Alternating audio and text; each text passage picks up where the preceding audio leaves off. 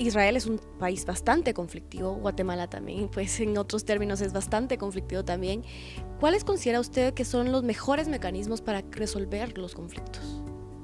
Resolución de conflictos realmente es algo que suena muy complicado, pero verdaderamente tomando en cuenta, como antes mencionaba, de que nuestra vida es un conflicto continuo con cualquier cosa, puede ser menor, puede ser mayor, puede ser todo, pero nos levantamos a la mañana ya con algún elemento de conflicto y así ocurre durante el día.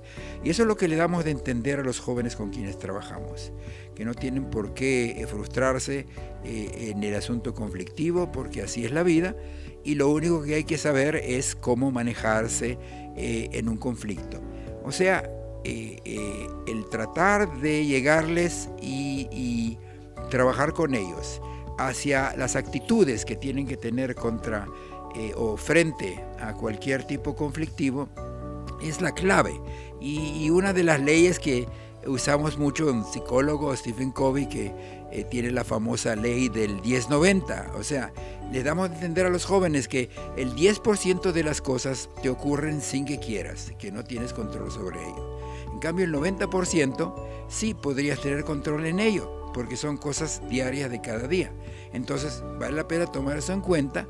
La actitud tuya tiene que ser positiva, como dice este psicólogo, proactiva más que todo, y de ese modo podrás enfrentar. Claro que hacemos con ellos muchos talleres y muchas simulaciones y elementos de juicio con ellos. Perfecto. Estamos ahorita en Guatemala pues buscando liderazgo, sobre todo porque nuestra población evidentemente en su mayoría es joven también. Entonces, ¿cómo podemos construir nosotros un liderazgo positivo dentro de nuestro país? Más que todo sabiendo y estando conscientes de que la mayor parte de la ciudadanía tiene su liderazgo positivo en sí. O sea, nacimos todos, gracias a Dios, con algún don positivo que se va desarrollando a medida que estamos creciendo y con algún elemento de juicio muy interno y muy humano que nos indica el modo de sublimarse, el modo de aguantárselas, como hablando en un idioma común y corriente. Y eso implica que vale la pena entender de que cada uno de nosotros tiene un liderazgo interno que puede ejecutarlo ante todo hacia sí mismo y dando el ejemplo frente a cualquier cosa, sea hijos, sea esposa, sea novia, sea cualquier elemento en el trabajo, manejando ese tipo de liderazgo que debe estar amarrado a una palabra muy importante, que es la palabra valores. Liderazgo sin valores no nos lleva a ningún lado. Tenemos líderes en la historia mundial que supieron liderar a sus pueblos hacia el fracaso, hacia la zozobra y con buenas intenciones, pero con malos valores. Y eso se debe evitar. O sea, estamos educando hacia un liderazgo con valores, más que todo. Doctor, y hablando de su tema que es específicamente educación, quiero saber cuál es su opinión respecto pues al sistema educativo en Guatemala. ¿Qué retos ve usted en el sistema de educación en nuestro país? Ok, el Mineduc, gracias a mi familia que está aquí, que por ellos tengo que venir de vez en cuando, 18 horas de vuelo, más o menos, bastante duro, pero hay que visitar y hay que estar con ellos y con la gente con los cuales tengo que trabajar, más que todo con la indicación de la embajada y del embajador, que me hace los vínculos adecuados como para que podamos trabajar. Y obviamente al ser educador, el primer vínculo siempre fue el Mineduc.